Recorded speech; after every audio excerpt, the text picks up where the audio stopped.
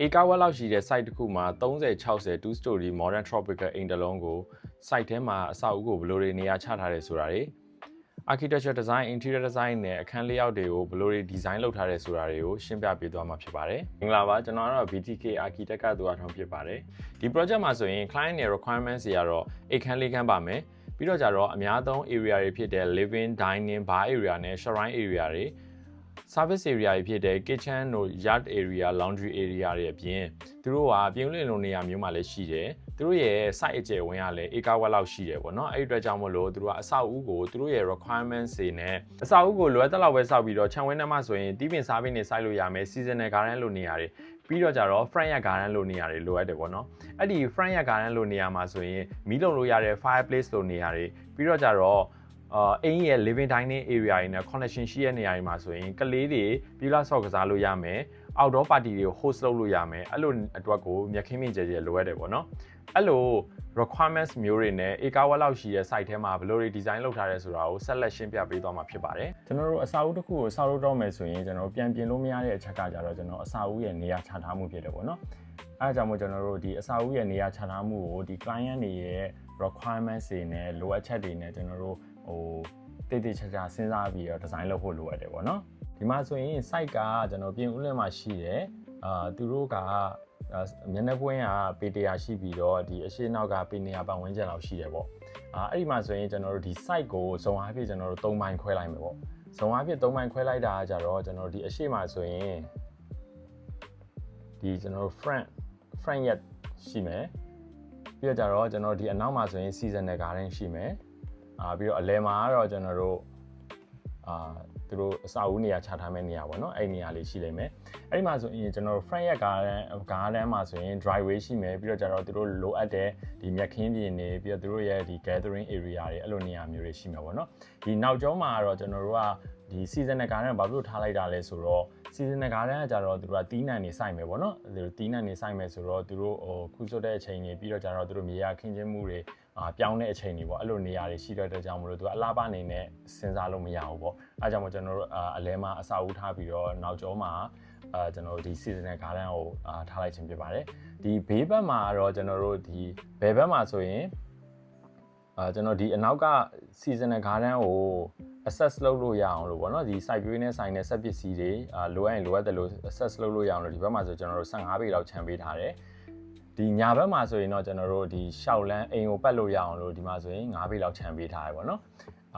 ်ဘယ်ဘက်မှာ15ပေလောက်ခြံပေးထားညာဘက်မှာ9ပေလောက်ခြံပေးထားတယ်ပြီးတော့ကြတော့ကျွန်တော်ဒီ site တစ်ခုလုံးကိုပတ်လို့ရတဲ့အနေအထားမျိုးပေါ့အဲ့လိုပုံစံမျိုးဖြစ်အောင်လို့ design လုပ်ပေးထားပါတယ်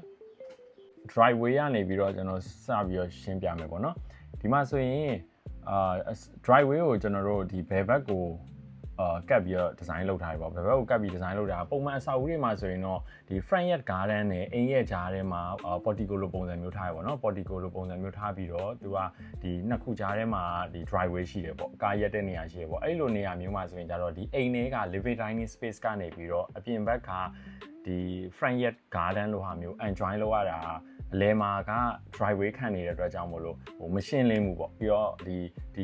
space နှစ်ခုကြားထဲမှာဒီ driveway လိုပုံစံမျိုးဝင်နေတဲ့အတွက်ကြောင့်မလို့ဒီအမြင်အရရောပြီးတော့ကြတော့ဒီအရှိက front yard garden ကိုသုံးလို့ရတဲ့အနေထားအရာရောကန့်သက်ချက်ရှိရပေါ့အဲအကြောင်းမို့ကျွန်တော်တို့ဒီမှာဆိုရင်ကျွန်တော်ဒီ driveway ကိုဒီဘယ်ဘက်ကိုကတ်ထားလိုက်တယ်ဘယ်ဘက်ကိုကတ်ပြီးတော့အဲ့ဒီမှာပဲကျွန်တော်တို့ဒီအိမ်ကနေပြီးတော့ဆွဲပြီးတော့ထုတ်ထားတဲ့ဒီကား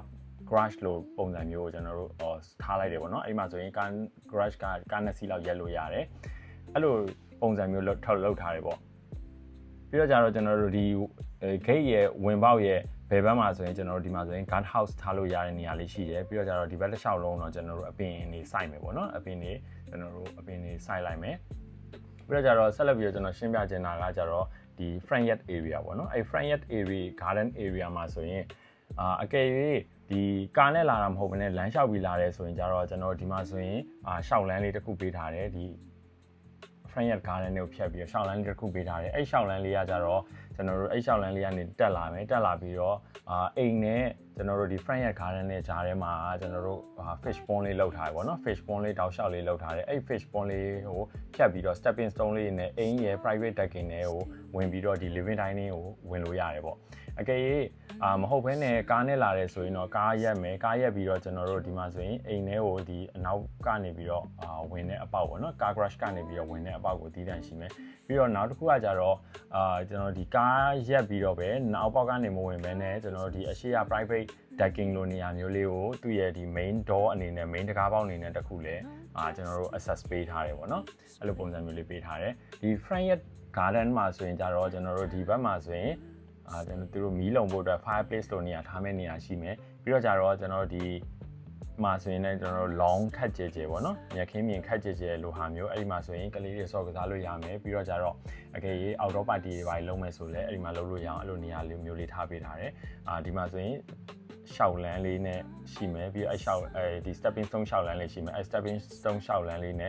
ဒီ long နဲ့ကျွန်တော်တို့ဒီမီးလုံလို့ရမယ် fireplace နေရာလေးနဲ့ကြားထဲမှာကျွန်တော်တို့ဒီမှာဆိုရင်လည်းရှောက်လန်းလေးတစ်ခုလုပ်ပြီးတော့ဒီဘက်မှာဆိုရင်တစ်ပင်အကြီးတစ်ခုရှိရအဲ့တစ်ပင်အကြီးမှာဆိုရင်ကျွန်တော် bench လေးနဲ့ထိုင်လို့ရတဲ့နေရာလေးတစ်ခုကိုပေးထားတယ်ဒီမှာဆိုရင်တော့ကျွန်တော်ခုနကပြောထားတဲ့အတိုင်းပေါ့နော်ဒီအနောက်ကကျွန်တော်ဒီအနောက်က seasonal garden area ပေါ့ဒီနောက်က seasonal garden area ကိုအကယ်၍ကျွန်တော်ဒီ side base ပစ္စည်းတွေဆက်ပစ္စည်းတွေပေါ့နော်အကယ်၍ access လုပ်ရမယ်ဆက်လုပ်ဖို့လိုအပ်တယ်ဆိုရင်သွားလို့ရအောင်လို့ဒီဘက်မှာဆိုရင်ကျွန်တော်15ပေလောက်အကျယ်ကိုကျွန်တော်ခြံပေးထားရပေါ့နော်ဒီမှာဆိုရင်သူတို့ park လုပ်မယ် park လုပ်ပြီးတော့သူတို့လိုအပ်တဲ့ဆက်ပစ္စည်းတွေပါဆိုလဲဝင်တာထွက်တာပေါ့နော်အဲ့လိုပုံစံမျိုးဟိုလုပ်လို့လွယ်လွယ်ကူလုပ်လို့ရအောင်လို့ကျွန်တော်အဲ့လိုနေရာလေးပေးထားတယ်ပြီးတော့ကျွန်တော်တို့ဒီအိမ်နဲ့ကျွန်တော်တို့ဒီအရှိရ long နဲ့ကိုလည်းကျွန်တော်တို့ဒီမှာဆိုရင်buffer လိုပုံစံမျိုးလေးပေါ့နော်အဲ့လို buffer လိုပုံစံမျိုးလေး9ကန်လိုပုံစံမျိုးလေးနဲ့ဆက်ပေးထားတယ်ပေါ့ဒါကတော့ကျွန်တော်တို့ဒီ site ထဲမှာအစာအုပ်ရိုင်နေရာချထားမှုနဲ့သူတို့လိုအပ်တဲ့ဇုံတွေကိုခွဲခြားပြီးတော့နေရာချထားတဲ့site plan ဖြစ်ပါတယ်ပြီးတော့ကျွန်တော်ဒီ ground floor plan ရဲ့အတွင်းထဲက layout plan ကိုကျွန်တော်ဆက်လက်ပြီးတော့ရှင်းပြပေးချင်ပါတယ်ဒီမှာဆိုရင်ကျွန်တော်တို့site plan မှာရှင်းပြထားတဲ့အတိုင်းဒီမှာဆိုရင် driveway ကဒီဘက်မှာရှိမယ်ရှိပြီးတော့ကျွန်တော်တို့car garage မှာကားထိုးမယ်ပေါ့နော် car garage က2စီးစာလောက်ကားထိုးလို့ရမယ်အကယ်၍ကားထိုးပြီးတော့ကျွန်တော်တို့ဒီအိမ်ထဲကိုဝင်နေတယ်ဆိုရင် car garage ကနေတဆင့်လဲ access ပေးထားတယ်အကယ်၍ကျွန်တော်တို့ဒီအရှိရ front yard garden ကနေပြီးတော့လာမယ်ဆိုလဲကျွန်တော်တို့ဒီမှာဆိုရင်ရှောက်လန်းလိုပုံစံမျိုးလေးပေးထားပြီးတော့ဒီမှာဆိုရင် stepping stone လေးနဲ့ fish pond ပေါ်ကနေပြီးတော့ဖြတ်ပြီးတော့ဒီမှာဆို private decking ကိုရောက်ပြီးတော့ဧကန်တို့ထမင်းစားကန်တို့ဝင်လို့ရတယ်ပေါ့နော်car garage ကနေနောက်ပေါက်ကနေမဝင်မဲနဲ့ဒီ private decking ကိုပဲဝင်နေတယ်ဆိုလဲဒီမှာဆိုရင်ကျွန်တော်တို့ဒီတကားလေးပေါ့နော်တကားလေးအဲ့လိုပုံစံမျိုးလေးပေးထားပြီးတော့ဒီကနေပြီးတော့လဲတဆင်ဒီ private decking ကနေတဆင် living ကိုလဲဝင်လို့ရတယ်ပေါ့နော်ဒါကတော့အိမ်ကိုဝင်လို့ရတဲ့ဒီ access တွေကိုကျွန်တော်ရှင်းပြခြင်းဖြစ်ပါတယ် car garage ကနေပြီးတော့ကျွန်တော်တို့ဒီကားရက်ပြီးတော့ဝင်ခဲ့ပြီဆိုရင်ကြတော့ကျွန်တော်တို့ဒီမှာဆိုရင်အရင်ဆုံးရောင်းမဲ့နေရာကတော့ကျွန်တော် 4 year area လေးဖြစ်တယ်အဲ့ဒီမှာဆိုရင်ကျွန်တော်တို့ shoe cabinet တွေပါရှိမယ်အဲ့ဒီမှာဖက်နှက်ချွတ်ပြီးတော့ကျွန်တော်တို့အိမ်ထဲကိုတန်းဝင်ခဲ့လို့ရတယ်ပေါ့နော်ပထမဆုံးမြင်တွေ့ရမှာတော့ကျွန်တော်တို့ဒီ living ရယ် bar ရယ် dining ရယ်ပေါ့နော်ကျွန်တော်ဒီဝင်လိုက်ချင်းမှာဆိုရင်ဒီ dining ရယ်ကျွန်တော်တို့ဒီနောက်မှာဆိုလဲဒီ border display ပေါ့အကယ်၍သူတို့ဒီ border ပေါ့နော်အရက်ပလင်းနဲ့ wine ပလင်းတွေ display လုပ်လို့ရမယ့်နေရာရှိမယ်ပေါ့အဲ့ဒီမှာဆိုရင်အဲ့လိုပုံစံမျိုးလေးတော့ထားပေးထားတယ်ဒီမှာဆိုရင်ကျတော့ကျွန်တော်တခုရှိတာကျတော့ living ရယ် dining ရယ် bar ရယ်ဒီ stair area တွေအကုန်လုံးကိုကျွန်တော်တို့ open concept အနေနဲ့သွားထားရပေါ့နော်အဲ့ဒါကြောင့်မို့ဒီအိမ်မှာဆိုရင်ပို့ပြီးတော့ဒီနေရာကြီးကပို့ပြီး spacious ပို့ဖြစ်တယ်ပေါ့ပြီးတော့ကျတော့အဲ့ living dining bar area ကနေတဆင်းကျွန်တော်တို့အပြင်ကိုကြည့်လိုက်မယ်ဆိုရင်ဒီ decking ရှိမယ်ပြီးတော့ fish pond ရှိမယ်ပြီးတော့ကျတော့ကျွန်တော်တို့အပြင်ဘက်က front yard garden green area ကိုလည်းကျွန်တော်တို့မြင်ရတယ်ပေါ့ဒီ sliding ဒီမှာဆိုရင်ကျွန်တော်တို့ဒီ glass sliding တကားရည်နဲ့ပေးထားတဲ့အတွက်ကြောင့်မို့လို့အကုန်လုံးက open ဖြစ်နေမယ်ပေါ့နော်အဲ့လိုပုံစံမျိုးဖြစ်နေလိမ့်မယ်ပြီးတော့ကျွန်တော်ဒီတစ်ခုရှိရာ living နဲ့ career မှာဆိုရင်ကျွန်တော်တို့ဒီနေရာမှာထူးထူးခြားခြားလေး design လုပ်ရတာကြတော့ဒီ client တွေရဲ့မိသားစုပုံစံပေါ့နော်သူတို့ရဲ့ lifestyle ရာသူတို့ကနေ့လည်နေခင်းဘက်မှာဆိုရင်လည်းသူတို့အခန်းထဲမှာမနေကြဘူးပေါ့နော်ဒီအပြင်မှာဧကန်မှာပဲအကုန်လုံးစုပြီးတော့ဟိုနေကြတယ်မိသားစုတွေကပြီးတော့ကျတော့သူတို့ကဒီလဲတဲ့ လဲတဲ့ပုံစံမျိုးပေါ့နော်လဲလျောင်းတဲ့ပုံစံမျိုးလဲပြီးတော့ TV ကြည့်တဲ့ပုံစံမျိုးအဲ့လိုပုံစံမျိုးတွေရှိတော့ကြတော့ကျွန်တော်တို့ဒီမှာဆိုရင် platform ဒီ copy လိုပုံစံမျိုးလေးကိုဒီလေကားနဲ့တခါတည်း integrate လုပ်ပြီးတော့ design လုပ်ပေးထားရတယ်ဒီမှာဆိုရင်ဒီplatform ကနေပြီးတော့ကျွန်တော်တို့ဒီ TV ကိုလည်း TV လန့်ကြည့်လို့ရတယ်ပေါ့နော် air gun နဲ့တွဲနေတဲ့ပုံစံမျိုးလေးအဲ့လိုမျိုးလေးdesign လုပ်ပေးထားရတယ်ပေါ့အဲ့ဒီမှာဆိုရင်ဒီမှာဆိုရင်တော့ bar area ပေါ့ bar area မှာဆိုလဲကျွန်တော်တို့ဒီ pantry လိုပုံစံမျိုးလေး preparation လုပ်လို့ရတဲ့ပုံစံမျိုးလေးပါတခါတည်းဖြစ်အောင်လို့ basin လေးပါကျွန်တော်တို့တွဲပေးထားတယ်ပြီးတော့ကြတော့ကျွန်တော်တို့ဒီမှာဆိုရင် basin bar မှာဆိုလဲကျွန်တော်တို့ဒီ breakfast တွေပါတွေမှာဆိုရင် dining မှာသွားပြီးတော့မစားချင်ဘူးဆိုရင်ဒီ bar မှာလည်းတခါတည်းစားလို့ရအောင်လို့အဲ့လိုပုံစံမျိုးလေးလည်းလုပ်ပေးထားတယ်ပေါ့နော်ဒီ dining မှာပေါ့ဒီ dining မှာဆိုရင်တော့ကျွန်တော်တို့ဒီလူ၈ယောက်ဆန့်တဲ့ဒီသမင်းစကွဲကုံလိုပုံစံမျိုးလေးချလို့ရတယ်ပေါ့လူ၈ယောက်စာသမင်းစကွဲကုံချလို့ရတယ်ဒီနောက်မှာဆိုရင်ကျွန်တော်ပြောထားတဲ့ dining ကျွန်တော်ဒီ border display လို့ဟာမျိုးဒီ dining ရဲ့ background အနေနဲ့ရှိနေလိမ့်မယ်ပေါ့ဒီမှာဆိုရင်ကျွန်တော်တို့ TV console ရှိမယ်TV console ဆိုလဲ TV console ရဲ့အနောက်မှာဆိုလဲကျွန်တော်တို့ဒီအိတ်ခမ်းထဲကိုဝင်တဲ့ရှောက်လန်းကြီးကိုအရင်ကြီး block ဖြစ်မနေအောင်လို့ဒီ TV console ရဲ့ဒီအနောက်ကနေပြီးတော့ TV wall ကိုလည်းကျွန်တော်တို့ဒီစီမီမြင်လို့ရတဲ့ပုံစံမျိုးပေါ့နော် partial see through ပုံစံမျိုးအဲ့လိုပုံစံမျိုးဖြစ်အောင်လို့design လုပ်ပေးထားတယ်ပြီးတော့ကြတော့ကျွန်တော်တို့ဒီဘားကောင်တာနေရာမှာဆိုရင်ကျွန်တော်တို့ဒီဘက်မှာဆိုရင်ဒီ water cooler ထားလို့ရတဲ့နေရာပေါ့အကယ် water cooler တွေဘာတွေကကြတော့အကယ်တီးတဲ့နေရာမလောက်ထားဘူးဆိုရင်ကြတော့သူက free အလုံးတွေချရတော့ကြတော့အိမ်ရဲ့ဒီအတွင်းထဲက interior design မှာကြတော့အလားပါကိုရော့စေတယ်ပေါ့နော်အဲ့လိုပုံစံမျိုးတွေရှိရတဲ့ကြောင့်မလို့ကျွန်တော်တို့ဒီမှာဆိုလဲ water cooler ကိုတခါတည်း integrate လုပ်လို့ရအောင်လို့ဒီ TV console နဲ့တခါတည်း design လုပ်ပေးထားတယ်ပေါ့ပြီးတော့ကြတော့ကျွန်တော်တို့ဒီကောင်ကတော့အပေါ်ကိုတက်တဲ့လေကားပေါ့နော်အပေါ်ကိုတက်တဲ့ဒီအိမ်ရဲ့ဒီ vertical circulation အပေါ်ကိုတက်တဲ့လေကားဖြစ်တယ်ဒီမှာဆိုရင်ကြတော့သူတို့ကဒီအိမ်နာနဲ့ရေချိုးခန်းကိုသူကခွဲရက်လိုချင်တယ်ပေါ့နော်ခွဲရက်လိုချင်တယ်အားကြောင့်မို့ကျွန်တော်တို့အိမ်နာတက်ရေချိုးခန်းတက်အဲ့လိုပုံစံမျိုးလေးကိုပေးထားတယ်ပြီးတော့အပြင်မှာဆိုလဲဒီ basin ဟိုမှာ basin နှလုံးကိုdouble basin သဘောမျိုးပေးထားတယ်ပေါ့နော်ပြီးတော့ကြတော့သူတို့ကကြတော့ဒီလာတဲ့ဧည့်သည်တွေကလည်းအဲ့ဒီမှာပဲသုံးမယ်ပြီးတော့ကြတော့ဒီအောက်ထက်ကရှိတဲ့အိတ်ခမ်း common room နှခမ်းနေဆိုလဲအဲ့ဒီမှာပဲသုံးမယ်အဲ့ဒီအတွက်ကြောင့်မလို့ပေါ့နော်ပြီးတော့ဒီမှာဆိုရင် kitchen ရှိမယ်ပေါ့နော်အဲ့ kitchen ထဲမှာဆိုရင်တော့ကျွန်တော်တို့ဒီ washing machineဒီ fridge ရှိမယ်ပြီးတော့ကြတော့ကျွန်တော်တို့ဒီမှာဆိုရင် wine chiller ရှိမယ်ပြီးတော့ basin လည်းရှိမယ်ပေါ့နော် basin ရှိမယ်ပြီးတော့ဒီမှာဆိုရင် cooking ပေါ့ stove ထားမယ့်နေရာရှိမယ်ဒီမှာဆိုရင် preparation ရှိမယ်ပေါ့အဲ့လိုမျိုးဒီ full function ပါတဲ့ kitchen တစ်ခုကိုကျွန်တော်တို့ဒီမှာဆိုရင်ထည့်ပေးထားတယ်ပြီးတော့ကြတော့ကျွန်တော်တို့ဒီအပြင်မှာဆိုလဲဒီ outdoor ကိုထွက်တဲ့နေရာပေါ့ outdoor kitchen ရှိမယ်အကိန်းညော်တွေပါကြီးကြော်ကျင်တယ်ပို့ပြီးအနံပြင်းတဲ့အရာတွေကြော်ကျင်တယ်အပြင်ကိုထွက်ချက်ကျင်တယ်ဆိုရင်ချက်လို့ရအောင်လို့ဒီမှာဆိုရင်အပြင်ကိုထားပေးထားတယ်ပြီးတော့ဒီကောင်က under cover ဖြစ်တယ်ပေါ့နော်ပြီးတော့ကြတော့ကျွန်တော်တို့ဒီကနေပြီးတော့ kitchen တွေဝင်မယ်ဆိုရင် laundry area ကိုရောက်မယ် laundry room ကိုရောက်မယ်အကိန်းမီးဘူးတွေပါကြီးတိုက်ချင်တယ်ဆိုလဲဒီမှာတိုက်လို့ရတယ်ပေါ့နော်ပြီးတော့ကြတော့ကျွန်တော်တို့ဒီမှာဆိုရင် washing machine နှလုံးပေးထားတယ်ပေါ့ washing machine နှလုံးပေးထားတယ်ဒါကတော့ကျွန်တော် kitchen နဲ့laundry area ပေါ့ဒီဘယ်ဘက်ကိုကျွန်တော်တို့ဒီဝင်ပေါက်ကနေပြီးတော့ရှောက်လ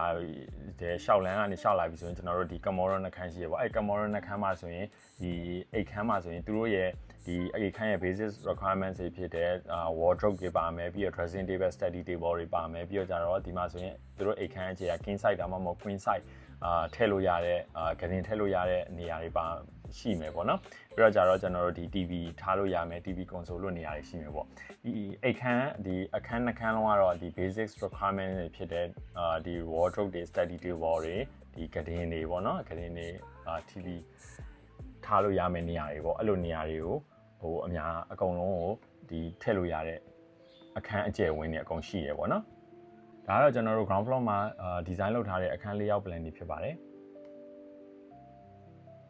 ကျွန်တော်တို့ဒီအောက်ထပ်ကနေပြီးတော့တက်လာပြီဆိုရင်ကြတော့ကျွန်တော်တို့ဒီအပေါ်ထက်ကဒီ family area နဲ့ shrine area ကိုရောက်မယ်ပေါ့နော် family area နဲ့ shrine area ကိုရောက်မယ်ပြီးတော့ကြတော့ကျွန်တော်တို့ဒီအောက်ထက်က air gun နဲ့ကျွန်တော်ဒီ platform area မှာကြတော့ကျွန်တော် double volume ဖြစ်မှာပေါ့နော် double volume ဆိုတာကျွန်တော်တို့အထက်နှစ်ထပ်စာပေါ့အထက်နှစ်ထပ်စာအဲ့လိုပုံစံနေရာမျိုးဖြစ်လိမ့်မယ်အဲ့အတွက်ကြောင့်မလို့ကျွန်တော်တို့ကဒီလိုပုံစံမျိုး void ကိုကျွန်တော်တို့ဖောက်လိုက်တဲ့အတွက်ကြောင့်မလို့ဒီ air gun နဲ့ဒီအပေါ်ဘက်က family area တွေ shrine area တွေကဒီ internet connection ရှိသွားတယ်ပေါ့နော်ကျွန်တော်တစ်ထပ်ချင်းစီမဟုတ်ဘဲနဲ့ဒီ air gun မှာဆိုလဲကျွန်တော်တို့နှစ်ထပ်အမြင့်စာဆိုတော့ပို့ပြီးတော့ grand ဖြစ်သွားတယ်ပြီးတော့အပေါ်တက်မှာဆိုလဲ family area တွေ shrine တွေကတီးတန့်မဟုတ်တော့ဘဲနဲ့ air gun နဲ့ကျွန်တော်ပို့ပြီး connection ရှိသွားတယ်ပေါ့အဲ့လိုပုံစံမျိုးလေးဖြစ်သွားတယ်ပြီးတော့ဒီမှာဆိုရင်အပြင်ဘက်မှာဆိုလဲကျွန်တော်တို့ဒီအပြင်ဘက်က walk ကွေးပေါ့နော်အပြင်ဘက်ကဘဘော်ဝင်းမှာဆိုလဲသူကလည်းနှစ်ထပ်ပုံစံမျိုးလေးဖြစ်တယ်ပေါ့အဲ့လိုပုံစံမျိုးလေးဒီဇိုင်းလုပ်ထားတယ်ပေါ့ဝင်ဟိုကျွန်တော်ဒီအစာအုပ်ကိုဝင်လိုက်တဲ့အချိန်မှာပို့ပြီးခတ်ပြီးမြင့်မြင့်မာမာပေါ့အဲ့လိုပုံစံမျိုးလေးဆိုတော့ပို့ပြီး grand ဖြစ်တာပေါ့အဲ့လိုပုံစံမျိုးလေးဒီဇိုင်းလုပ်ထားတယ်ဒီကနေတက်လိုက်တယ်ဆိုရင်ကျွန်တော်တို့ဒီ family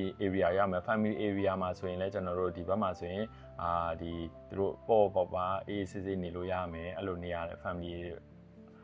room လေး area လေးရှိမယ်ပြီးတော့ကျတော့ shrine မှာဆိုလဲသူတို့ရဲ့မိသားစုရဲ့လိုအပ်ချက်အရာသူတို့ကဒီ shrine မှာဆိုလဲခက်ကြီးကြီးလေးပေါ့ shrine ရဲ့ဖျားစင်လိုနေရာမျိုးလေးကိုကျွန်တော်ခက်ကြီးကြီးလေးလိုအပ်တယ်ပြီးတော့ကျတော့ဒီဘက်မှာဆိုရင်အနောက်ဘက်မှာဆိုရင် balcony လေးမှာဆိုရင်ကျွန်တော်တို့ဒီဖျားအိုးတွေပါတွေဆေးဖို့အတွက်ဘေးစင်လေးပေးထားတယ်ဒီမှာဆိုရင်အပြင်ဘက် balcony ပေါ့ဒီဘက်မှာဆိုရင်လည်းနောက်ထပ်ပြီးတော့ဒီအရှိရာဝင်ပေါက်ဘက်ကနေပြီးတော့ကျွန်တော် balcony လေးပေးထားတယ်အဲ့ဒီမှာဆိုလည်းကျွန်တော်တို့အပြင်ကိုကြည့်ပြီးတော့ရှုခင်းအပြင်ထွက်ပြီးတော့ရှုခင်းတွေပါတယ်ကြည့်လို့ရတယ်ပေါ့အဲ့ဒီကနေတဆင့်ကျွန်တော်တို့ဒီဝင်လိုက်တဲ့ဆိုရင်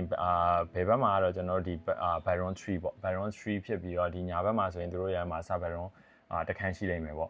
ဒီမှာဆိုရင် Master Byron ကိုရှင်းပြရမယ်ဆိုရင် Master Byron ထဲမှာဆိုရင်ဒီအိတ်ခမ်းပါမယ်ပေါ့နော်အိတ်ရထားမယ့်နေရာပါမယ်ပြီးတော့ကျွန်တော်ဒီမှာဆိုရင်အလဲမှာ Island Study လိုပုံစံမျိုးလေးအဲ့လိုပုံစံမျိုးလေးထည့်ပေးထားတယ်ပြီးတော့ကျတော့ဒီကောင်ကတော့သူတို့ Master Byron နဲ့မှာပါတယ်သူတို့ရဲ့ living area လေးပေါ့နော်သူတို့သူတို့ကလည်းသူတို့ဒီအခန်းတွဲမှာထိုင်ပြီးတော့ TV ကြည့်လို့ရတယ်ပြီးတော့သူတို့ကလည်းသူတို့အေးစစ်စစ်နေလို့ရတဲ့နေရာလေးပေါ့နော်ဒီကောင်ကိုလည်းကျွန်တော်တို့ open concept အနေနဲ့သွားပေးထားတယ်သွားပေးထားတဲ့ကြောင့်မလို့ဒီ space ကပို့ပြီး spacious ဖြစ်တယ်လို့အခန်းကလည်းပို့ height ကလည်းပို့ပြီးတော့ဟိုမြင့်မြင့်လေးလုပ်ပေးထားတယ်ပေါ့နော်အဲဒါကြောင့်မလို့ဒီမှာ Sabaron area ကလည်းပို့ပြီးတော့grand ဖြစ်တဲ့ပုံစံမျိုးရတယ်ပေါ့ပြီးတော့သူတို့မှာလည်း private balcony နေရာလေးရှိပေါ့နော် private balcony နေရာလေးလည်း design လုပ်ပေးထားတယ်ကျွန်တော်တို့ဒီဘက်မှာတော့ toilet ရှိပြီးတော့အဲ့ toilet မှာဆိုလဲကျွန်တော်တို့ဒီ wardrobe နေရာလေးပါမယ် wardrobe နေရာလေးပါမယ်ပြီးတော့ကျတော့ဒီ study sorry ဒီမှာဆိုရင်dressing table ထားလို့ရမယ့်နေရာလေးပါမယ်ပေါ့နော်ဒါကတော့ walk-in closet သဘောမျိုးပေါ့ walk-in closet နေရာလေးပါမယ်ပြီးတော့ကျတော့ဒါကတော့bed and WC နေရာလေးပေါ့ bed and WC နေရာမှာဆိုလဲဒီမှာဆိုရင်ဘေးစင်ထားလို့ရမယ့်နေရာလေးပါမယ်ပြီးမှဆို toilet bowl ရှိမယ့်နေရာပါမယ်ဒီမှာဆိုရင်ကျွန်တော်တို့ဒီ shower area လေးပါမယ်ပေါ့သူတို့ကတော့ဘတ်တက်ကတော့သူတို့ရဲ့ဒီနေထိုင်တဲ့ပုံစံအရသူတို့မလိုအပ်ဘူးပေါ့မလိုအပ်တဲ့အတွက်ကြောင့်မလို့ကျွန်တော်တို့ဒီပုံမှန်ဘေးစင် toilet ထိုင်လို့ရမယ့်နေရာနဲ့ပြီးတော့ကျတော့ကျွန်တော်ဒီ shower area လေးကိုပဲအခန်းခက်ကျဲကျဲလေးလုပ်ပေးထားတယ်ပေါ့ပြီးတော့နောက်တစ်ခန်းကကြတော့လေကျွန်တော်တို့ bed and WC attach ပဲပေါ့နော်အဲ့ဒီမှာဆိုရင်ကျွန်တော်တို့ဒီအိမ်ရနေရာမှာဆိုလဲကျွန်တော်တို့ဒီဂရင်ချလို့ရမယ့်နေရာလေးပါမယ်ပြီးတော့ကျတော့သူတို့ study table ထားလို့ရမယ့်နေရာလေးပါမယ်ဒီမှာဆိုလဲ